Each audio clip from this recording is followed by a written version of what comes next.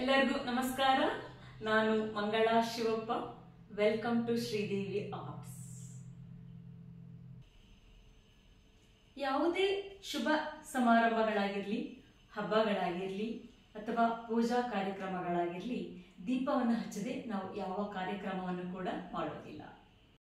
ಈಗ ನೀವೇನ್ ನೋಡ್ತಾ ಇದ್ದೀರಲ್ಲ, ಈ ದೀಪದ ಅಲಂಕಾರ ಅಂದ್ರೆ ದೀಪವನ್ನು ಹಾಗೆ ಇಡೋದಕ್ಕಿಂತ ಈ ರೀತಿ ಅಲಂಕಾರ ಅಂದ್ರೆ ಒಂದು ದಿಯಾ ಸ್ಟ್ಯಾಂಡ್ ಅನ್ನಾಗಿ ಹೇಗ್ ಮಾಡೋದು ಅಂದ್ರೆ, ಈ ದಿಯಾ ಸ್ಟ್ಯಾಂಡ್ ಅನ್ನ ನಾನು ಒಂದು ವೇಸ್ಟ್ ಮಟೀರಿಯಲ್ ಅನ್ನ ಉಪಯೋಗಿಸ್ಬಿಟ್ಟು ಮಾಡಿದ್ದೀನಿ. ಅದನ್ನ ಹೇಗ್ ಮಾಡೋದು ಅನ್ನೋದನ್ನ ಇಂದಿನ ಸಂಚಿಕೆಯಲ್ಲಿ ಹೇಳ್ಕೊಡ್ತಾ ಇದ್ದೀನಿ. ಬನ್ನಿ ನೋಡೋಣ. ಮೊದಲು ನಾವು ಈ ಏನು ಪೇಪರ್ ರೋಲ್, ಇದು ನಾನೇನು ನಿಮಗೆ ತೋರಿಸ್ತಾ ಇದ್ದೀನಲ್ಲ, ಇದು ಒಂದು ಪೇಪರ್ ರೋಲ್. ಇದು ಅಂದರೆ ಇದನ್ನು ಯಾತಕ್ಕೆ ಉಪಯೋಗಿಸ್ತಾರೆ ಅಂದರೆ, ಈ ರೋಲನ್ನು ಈ ಮೋಟರ್ ಅಂದರೆ ಈ ಬೋರ್ವೆಲ್ ಪೈಪ್ ಇರುತ್ತೆ ನೋಡಿ, ಆ ಬೋರ್ವೆಲ್ ಮೋಟಾರಾಗಿ ಈ ಪೈಪ್ ಒಳಗಡೆ ಆ ಏನು ಬೋರ್ವೆಲ್ ಮೋಟಾರ್ ಇರುತ್ತಲ್ಲ, ಅದು ಇದ್ರ ಒಳಗಡೆ ಇರುವಂತಹ ಒಂದು ರೊಟ್ಟಿನ ಬಾಕ್ಸ್ ಇದು. ಇದನ್ನು ನಾನು ಉಪಯೋಗಿಸ್ಬಿಟ್ಟು ಈಗ ದಿಯಾ ಸ್ಟ್ಯಾಂಡ್ ಹೇಗೆ ಮಾಡೋದು ಅಂತ ಹೇಳ್ಕೊಡ್ತೀನಿ. ಇದನ್ನು ಫಸ್ಟ್ 2 ಕಟ್ ಮಾಡ್ಕೋಬೇಕು. ಈಗ ನೋಡಿ ಕಟ್ ಮಾಡಿದೆ. ಈ ರೀತಿ ಸಮವಾಗಿ ಕಟ್ ಮಾಡ್ಕೊಂಡು ಆದಮೇಲೆ ಈ ರೀತಿ ಕಾಣಿಸುತ್ತೆ. ಇದು ಫುಲ್ ತಿಕ್ಕಾಗಿರುತ್ತೆ. ಅಂದರೆ ಈ ಏನು ರೋಲ್ ಇದೆಯಲ್ಲ, ಈ ಪೇಪರ್ ರೋಲ್ ಇದೆಯಲ್ಲ, ಇದು ಫುಲ್ ದಪ್ಪ ಇರುತ್ತೆ, ಅಂದರೆ ಗಟ್ಟಿಯಾಗಿರುತ್ತೆ ಇದು.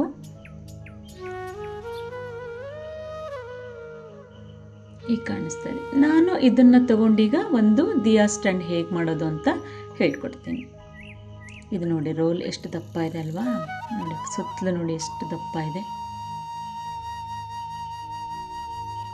ತುಂಬ ವೆಯ್ಟ್ ಇರುತ್ತೆ ಇದು. ಇದು ಇಲ್ಲ ಅಂದರೆ ಈ ರೀತಿ ಪ್ಲಾಸ್ಟಿಕ್ ಡಬ್ಬ ಬೇಕಾದರೂ ತಗೊಳ್ಬೋದು, ಇಲ್ಲಾಂದರೆ ಸ್ಟೀಲ್ ಡಬ್ಬ ಬೇಕಾದರೂ ತಗೊಳ್ಬೋದು.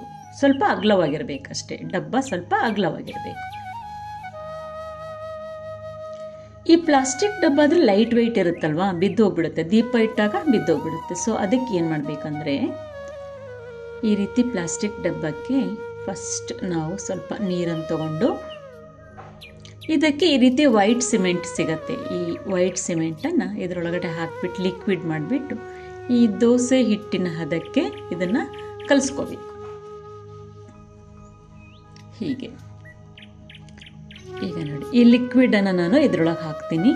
ಇದು 24 ಅವರ್ಸ್ ಆದಮೇಲೆ ಇದು ಗಟ್ಟಿಯಾಗಿಬಿಡತ್ತೆ. ಇದಕ್ಕೆ ಯಾವ ನೀವು ಫೆವಿಕಾಲ್ ಆಗಲಿ ಯಾವ ಗಮ್ಮು ಹಾಕೋದು ಬೇಡ. 24 ಅವರ್ಸ್ ಇದನ್ನು ಬಿಟ್ಬಿಡಬೇಕು. ಹೀಗೆ ಡಬ್ಬನ ಮುಚ್ಚಿಬಿಟ್ಟು ಇದನ್ನು ಬಿಟ್ಬಿಡಬೇಕು. ಇದು ಗಟ್ಟಿಯಾಗತ್ತೆ. ಆಗ ಇದರ ಮೇಲೆ ನಾವು ದೀಪದ ಸ್ಟ್ಯಾಂಡ್ ಡೆಕೋರೇಟಿವ್ ಆಗಿ ನಾವು ರೆಡಿ ಮಾಡ್ಕೊಳ್ಬೋದು. ಹೀಗೆ ಮೇಲೆಲ್ಲ ಕ್ಲಾತ್ ಎಲ್ಲ ಹಚ್ಕೊಂಡು ನಾವು ರೆಡಿ ಮಾಡ್ಕೊಳ್ಬೋದು. ನಾನೀಗ ಈ ಪೇಪರ್ ರೋಲ್ ಅಂದರೆ ಈ ಬೋರ್ ಮೋಟಾರ್ಸ್ ಇರುತ್ತಲ್ಲ, ಆ ಪೇಪರ್ ರೋಲ್ ಇದು. ಇದ್ರ ಒಳಗಡೆ ನಾನೀಗ ಡೆಕೋರೇಷನ್ ಮಾಡ್ಕೊಳ್ಳೋಕ್ಕೋಸ್ಕರ ರೊಟ್ಟನ್ನು ಆಲ್ರೆಡಿ ಕಟ್ ಮಾಡಿ ಇಟ್ಕೊಂಡಿದ್ದೀನಿ. ಆಜು ಬಾಜು ಹೀಗೆ ಅಂದರೆ ಒಂದು ಡಬ್ಬದ ಶೇಪ್ ಮಾಡ್ಕೊಳ್ಬೇಕಲ್ಲ, ಹಾಗಾಗಿ ಈಗ SR ಗಮ್ಮನ ಹಚ್ಕೊಂಡು ಆ ರೊಟ್ಟನ್ನು ನಾನು ಇದ್ರ ಮೇಲೆ ಹಚ್ಕೊಂಡು ಒಂದು ಡಬ್ಬನ ನಾನು ರೆಡಿ ಮಾಡ್ಕೊಳ್ತೀನಿ. ನೀವು ಸ್ಟೀಲ್ ಡಬ್ಬ, ಪ್ಲಾಸ್ಟಿಕ್ ಡಬ್ಬ ಆದರೆ ಈ ರೀತಿ ಏನು ಹಚ್ಕೊಳ್ಳೋದೇನು ಬೇಡ. ರೊಟ್ಟಿ ಪೀಸ್ ಅದು ಮೇಲ್ಗಡೆ ಹಚ್ಕೊಳ್ಳೋದೇನು ಬೇಡ. ಅದು ಹಚ್ಚಿ 2 ಕಡೆ ಹಚ್ಚಿ ಆದಮೇಲೆ ಇಲ್ಲಿ ನೋಡಿ ಈ ರೀತಿ ಪೇಪರ್ ಟೇಪನ್ನು ಹಚ್ಕೋಬೇಕು, ಸುತ್ತಲೂ ಹಚ್ಕೊಳ್ಬೇಕು. ಈಗ ನೋಡಿ 2 ಕಡೆಗೂ ಹಚ್ಕೊಂಡಿದ್ದೀನಿ, ರೆಡಿ ಆಯಿತು. ಈಗ ಗ್ರೀನ್ ಕಲರ್ ನಾನು ವೆಲ್ವೆಟ್ ಕ್ಲಾತ್ ಅಂತ ತೊಗೊಂಡಿದ್ದೀನಿ. ಈ ವೆಲ್ವೆಟ್ ಕ್ಲಾತ್ ಅಂದರೆ ಇದಕ್ಕೆ ಸುತ್ತಲೂ ನಾವು ಹಚ್ಕೋಬೇಕಲ್ಲ, ಅದಕ್ಕೆ ಎಲ್ಲ ನಾನು ಪೀಸನ್ನು ಆಲ್ರೆಡಿ ಕಟ್ ಮಾಡಿ ಎತ್ತಿಟ್ಕೊಂಡಿದ್ದೀನಿ. ಇದು ಮೇಲ್ ಪಾರ್ಟಿಗೆ, ಹಾಗೆ ಕೆಳ ಪಾರ್ಟಿಗೆ, ಹಾಗೆ ಮಧ್ಯದ ಪಾರ್ಟಿಗೂ ಕೂಡ ನಾನು ಎಲ್ಲ ಕ್ಲೀನಾಗಿ ಕಟ್ ಮಾಡಿ ಇಟ್ಕೊಂಡಿದ್ದೀನಿ. ಈಗ ಇದನ್ನು ಫೆವಿಕಾಲ್ ಹಾಕಿಬಿಟ್ಟು ನಾವು ಕ್ಲೀನಾಗಿ ಅಂಟಿಸ್ಕೊಳ್ಬೇಕು.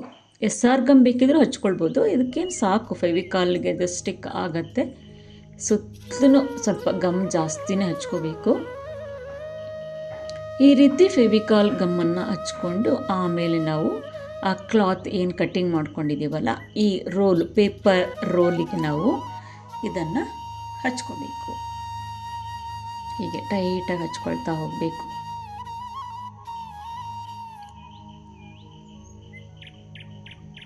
ಫಿನಿಶಿಂಗ್ ನೀಟಾಗಿ ಮಾಡ್ಕೋಬೇಕು. ಈಗ ನೋಡಿ ಎಲ್ಲ ಕಡೆಗೂ ಕೂಡ ನಾನು ಏನು ಗ್ರೀನ್ ಕಲರ್ ವೆಲ್ವೆಟ್ ಕ್ಲಾತನ್ನು ಹಚ್ಕೊಂಡಾಯಿತು. ಈಗ ಮೇಲ್ಗಡೆ ಪಾರ್ಟ್ ಅಂದರೆ ದೀಪ ಇಡಬೇಕಲ್ಲ, ಇದು MDF ಶೀಟ್.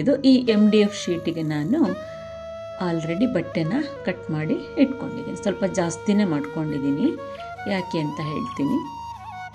ಈಗ ಸುತ್ತಲೂ ನಾನು ಚಾಕ್ ಪೀಸಿಂದ ನಾನು ಮಾರ್ಕ್ಗಳನ್ನು ಹಾಕ್ಕೊಳ್ತೀನಿ. ಅಂದರೆ ಆ ಶೇಪ್ ಕರೆಕ್ಟಾಗಿ ಇಟ್ಕೊಂಡು ಆದಮೇಲೆ ಈಗ ಸೈಡಿಗೆಲ್ಲ ನಾನು ಈ ರೀತಿ ಕಟ್ ಮಾಡ್ಕೊಳ್ತೀನಿ.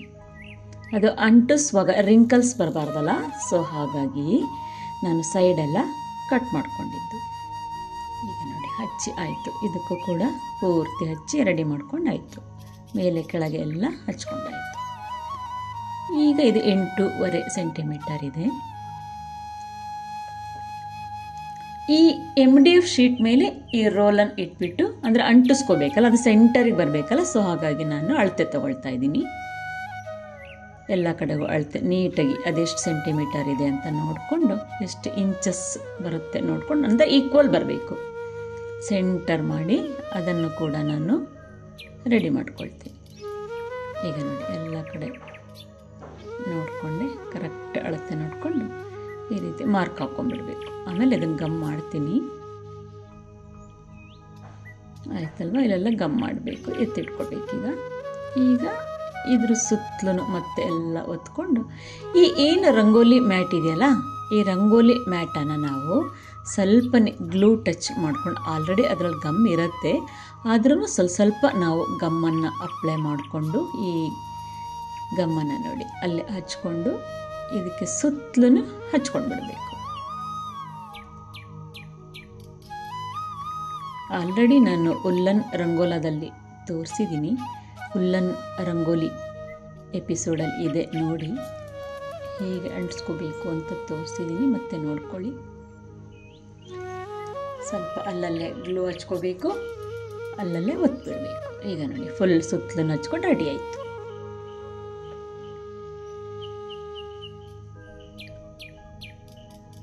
ಈಗ ಕೆಳಭಾಗಕ್ಕೆ ಅದಕ್ಕೆ ಸ್ವಲ್ಪ ಬಾರ್ಡರ್ ಲೈನ್ ಆಗಿ ನಾನು ಗೋಲ್ಡ್ ಲೇಸನ್ನು ಹಚ್ಕೊಳ್ತೀನಿ.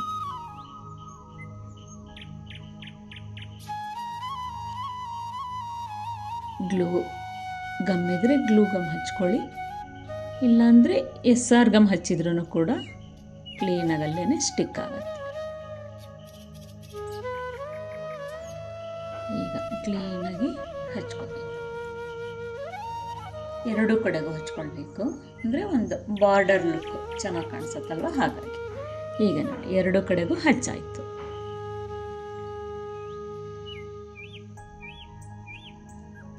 ಈಗ ಏನು ನಾನು ಮಾರ್ಕ್ ಇಟ್ಕೊಂಡಿದ್ನಲ್ಲ, ಸೆಂಟರ್ ಪಾರ್ಟ್ ಮಾರ್ಕ್ ನಾನು ಆಲ್ರೆಡಿ ಮಾಡಿಟ್ಕೊಂಡಿದ್ನಲ್ಲ, ಅದಕ್ಕೆ ಈಗ ನಾವು ಮತ್ತೆ ಫೆವಿಕಾಲನ್ನು ಹಚ್ಕೊಂಡು, ಅಂದರೆ ಈ ಡಬ್ಬ ಏನು ರೆಡಿ ಮಾಡ್ಕೊಂಡಲ್ಲ ನಾನು, ಅದಕ್ಕೆ ಗಮ್ಮನ್ನು ಹಚ್ಕೊಂಡ್ಬಿಟ್ಟು ಈ ಏನು MDF ಶೀಟ್ ಕ್ಲಾತ್ ಹಚ್ಕೊಂಡಿದ್ದೀನಿ ಅದಕ್ಕೂ ಕೂಡ ಅದನ್ನು ಸೆಂಟರಿಗೆ ಇಟ್ಬಿಟ್ರೆ ಒಂದು ಸ್ಟ್ಯಾಂಡ್ ರೆಡಿ ಆಗುತ್ತೆ.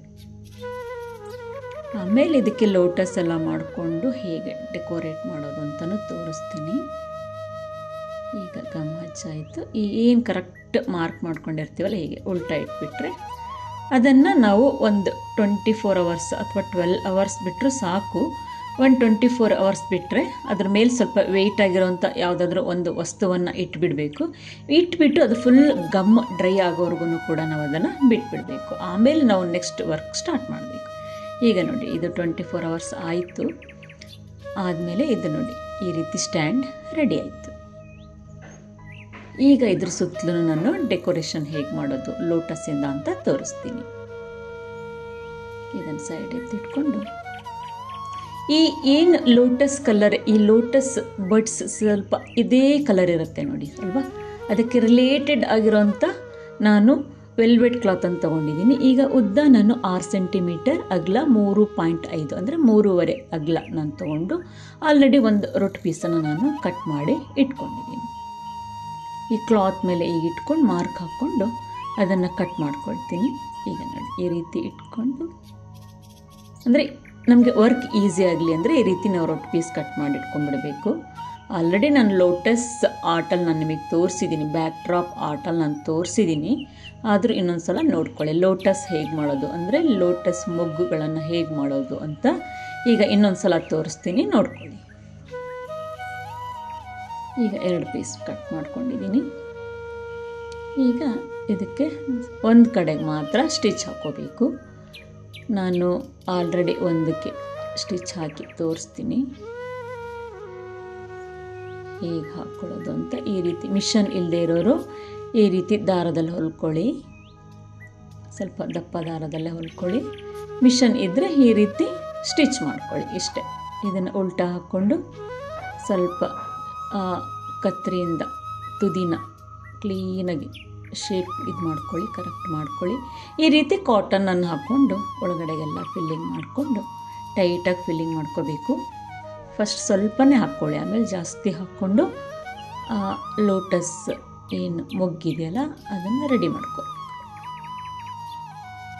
Back drop lotus backdrop ಆರ್ಟಲ್ಲಿ ನಾನು ತೋರಿಸಿದ್ದೀನಿ ಹಿಂದಿನ ಎಪಿಸೋಡಲ್ಲಿ, ಅಲ್ಲಿ ಚೆಕ್ ಮಾಡ್ಕೊಳ್ಳಿ. ಆದರೂ ಇನ್ನೊಂದು ಸಲ ತೋರಿಸ್ತಾ ಇದ್ದೀನಿ, ನೋಡ್ಕೊಳ್ಳಿ. ಆಯ್ತಲ್ವ? ಇದಾದಮೇಲೆ ಈ ರೀತಿ ಕಾಟನ್ ದಪ್ಪನೆ ದಾರದಿಂದ ಕಟ್ಕೊಂಡ್ಬಿಡಬೇಕು. ಆವಾಗ ಲೋಟಸ್ ಮೊಗ್ಗು ಒಂದು ರೆಡಿ ಆಗುತ್ತೆ. ಈಗ ನೋಡಿ ರೆಡಿ ಆಯ್ತಲ್ವ? ಇದು ಇಲ್ಲ ಅಂದರೆ ಈ ರೀತಿ ಈ ಡಾಲ್ಗಳಿಗೆ ಹಾಕುವಂಥ ಈ ಫರ್ ಅಂದರೆ ಈ ಕಾಟನ್ ಕೂಡ ನಾವು ಯೂಸ್ ಮಾಡ್ಕೊಳ್ಬೋದು. ಇದನ್ನು ಇದರೊಳಗಡೆ ಹಾಕಿ ಅಲ್ಲಲ್ಲೇ ಫೋಲ್ಡ್ ಮಾಡಿಕೊಂಡು ಟೈಟಾಗಿ ಇಟ್ಕೋಬೇಕು. ಮತ್ತು ಆ ಕಾಟನ್ ದಾರದಿಂದ ನಾವು ಟೈಟಾಗಿ ಕಟ್ಕೊಳ್ಬೇಕು. ಈಗ ಈ ಮೊಗ್ಗು ರೆಡಿ ಆಯಿತು. ಬ್ಯಾಕ್ ಡ್ರಾಪ್ ಆರ್ಟಲ್ಲಿ ಮೊಗ್ಗುಗಳು ಮಾಡೋದನ್ನ ಡೀಟೇಲಾಗಿ ನಾನು ತೋರಿಸಿದ್ದೀನಿ, ಅದರಲ್ಲೂ ನೀವು ನೋಡ್ಕೊಳ್ಬೋದು. ಆದರೂ ಕೂಡ ಈಗ 2 ಮೊಗ್ಗನ್ನು ನಾನು ಮಾಡಿ ತೋರಿಸಿದ್ದೀನಿ. ಈ ಬೇಡದ ವಸ್ತುನೆಲ್ಲ ಕಟ್ ಮಾಡಿ ತೆಗೆದುಬಿಡಬೇಕು. ನಮಗೆ ಎಷ್ಟು ಬೇಕೋ ಅಷ್ಟು ಲೋಟಸನ್ನು ನಾವು ರೆಡಿ ಮಾಡಿಕೊಳ್ಬೇಕು. ಈಗ ನೋಡಿ ನನಗೆಷ್ಟು ಬೇಕೋ ಅಷ್ಟನ್ನು ನಾನು ಎಲ್ಲ ಕ್ಲೀನಾಗಿ ರೆಡಿ ಮಾಡ್ಕೊಂಡಿದ್ದೀನಿ.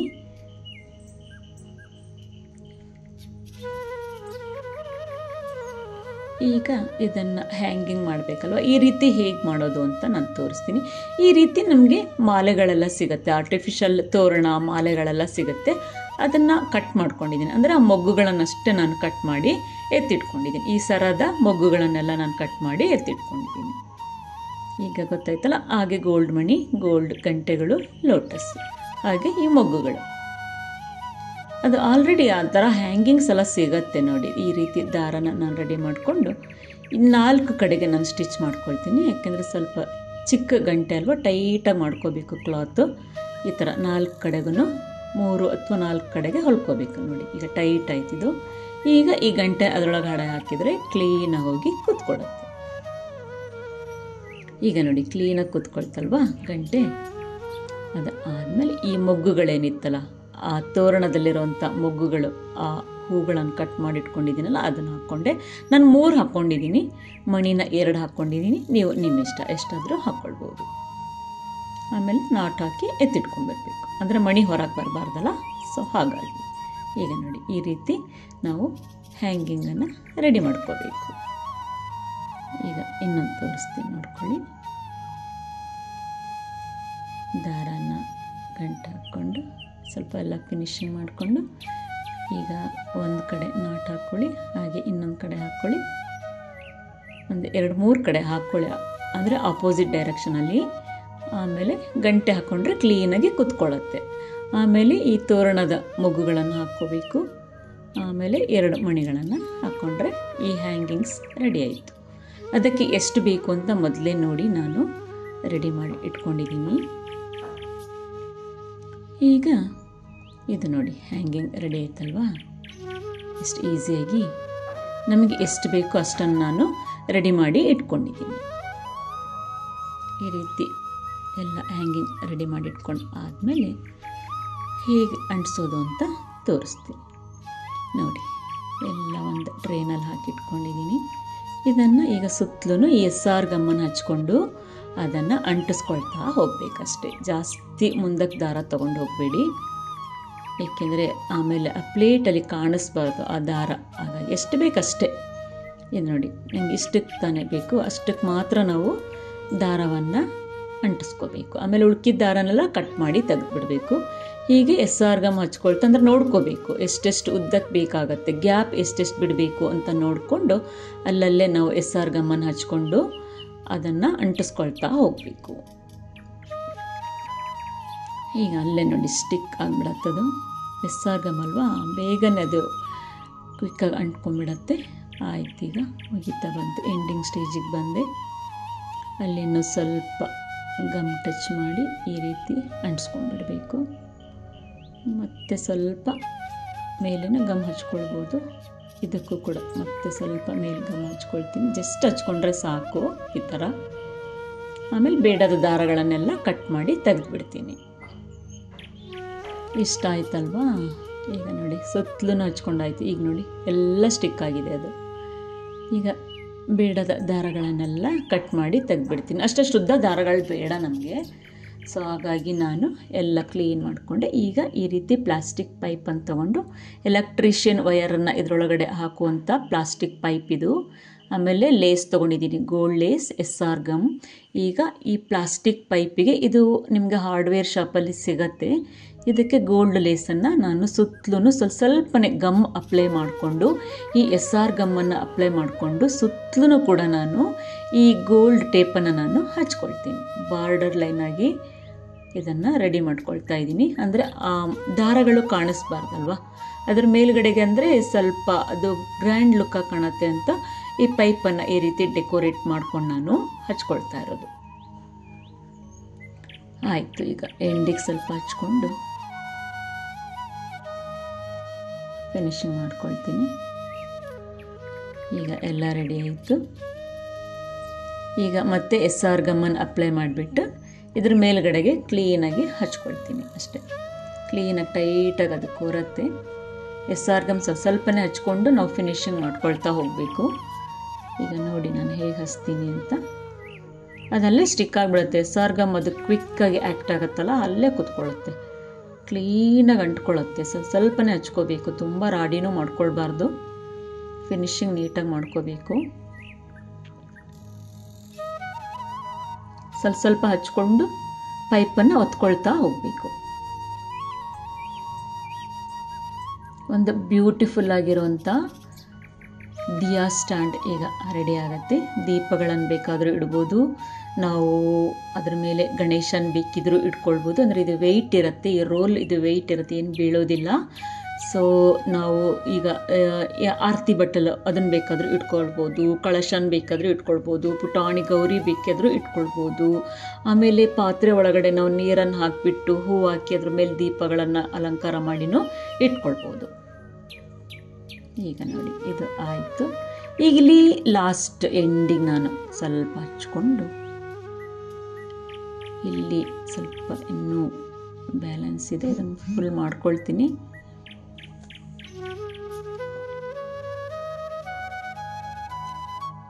ಅಲ್ಲಲ್ಲೇ ಮತ್ತೆ ಗಮ್ ಹಚ್ಕೋಬೇಕು, ಆ ಪೈಪನ್ನು ಹೊತ್ಕೊಳ್ಬೇಕು. ಅದು ಎಕ್ಸ್ಟ್ರಾ ಪೈಪನ್ನು ನಾನು ಆಲ್ರೆಡಿ ಕಟ್ ಮಾಡ್ಕೊಂಡಿದ್ದೀನಿ, ಎಕ್ಸ್ಟ್ರಾ ಇತ್ತದು. ಅದರ ಮೇಲ್ಗಡೆಗೆ ಮತ್ತೆ ಸ್ವಲ್ಪ ಒತ್ತಿ ಅಲ್ಲೇ ನಾನು ಸರಿ ಮಾಡ್ಕೊಳ್ತೀನಿ. ನಾನು ಬ್ಲೇಡಲ್ಲಿ ಕಟ್ ಮಾಡ್ಕೊಂಡಿದ್ದೀನಿ. ಈಗ ಇಲ್ಲಿ ದಾರಗಳೇನು ಕಾಣಿಸುತ್ತಲ್ವ, ಈ ಕಾಣಿಸ್ಬಾರ್ದು ಅಂದರೆ ಫಸ್ಟೆಲ್ಲ ಒತ್ತು ಸರಿ ಮಾಡ್ಕೊಳ್ತೀನಿ. ಈ ರೀತಿ ಆಫ್ ಬೀಡ್ಸ್, ಗೋಲ್ಡ್ ಆಫ್ ಬೀಡ್ಸನ್ನು ಆ ದಾರಗಳು ಏನು ಕಾಣಿಸ್ತಾ ಇದೆಯಲ್ಲ ಅಲ್ಲಿ ಈ ಟ್ರಾನ್ಸ್ಪರೆಂಟ್ ಗಮ್, SR ಗಮ್ಮನ್ನು ಹಚ್ಕೊಳ್ಬೋದು. ಈ ಟ್ರಾನ್ಸ್ಪರೆಂಟ್ ಗಮ್ಮನ್ನು ಹಚ್ಕೊಂಡು ನಾನು ಅಲ್ಲಲ್ಲೇ ನಾನು ಆ ಏನು ಆಫ್ ಬೀಡ್ಸ್ ಇದೆಯಲ್ಲ ಅದನ್ನು ನೋಡಿ ಸುತ್ತಲೂ ಹಚ್ಕೊಳ್ತೀನಿ. ಈ ದಾರಗಳು ಈಗ ನಮಗೆ ಕಾಣಿಸೋದಿಲ್ಲ. ಇದು ರೆಡಿ ಆಗುತ್ತೆ ನೋಡಿ, ಎಷ್ಟು ಬ್ಯೂಟಿಫುಲ್ ಆಗಿ ಸ್ಟ್ಯಾಂಡ್. ಈಗ ಆ ದಾರ ಕೂಡ ಮುಚ್ಚೋಯ್ತು. ಇಷ್ಟು ಸುತ್ತಲೂ ಹಚ್ಕೋಬೇಕು. ಈಗ ನೋಡಿ ಫುಲ್ ರೆಡಿ ಆಯಿತು, ಸುತ್ತಲೂ ಹಚ್ಕೊಂಡಿದ್ದೀನಿ. ಈಗ ಒಂದು ಬ್ಯೂಟಿಫುಲ್ ಆಗಿರೋಂಥ ದಿಯಾ ಸ್ಟ್ಯಾಂಡ್ ರೆಡಿ ಆಯಿತು. ಇದನ್ನು ಡೆಕೋರೇಟ್ ಮಾಡಿನೂ ಕೂಡ ತೋರಿಸ್ತೀನಿ ನೋಡಿ. ದೀಪವನ್ನು ಕೂಡ ಇಟ್ಟಿದ್ದೀನಿ, ಹಾಗೆ ಪಕ್ಕದಲ್ಲಿ ಗಣೇಶನನ್ನು ಕೂಡ ಕೂರಿಸಿದ್ದೀನಿ. ಎಷ್ಟು ಬ್ಯೂಟಿಫುಲ್ ಆಗಿ ಬಂದಿದೆ ಅಲ್ವಾ? ನೀವು ಟ್ರೈ ಮಾಡ್ತೀರ ತಾನೇ?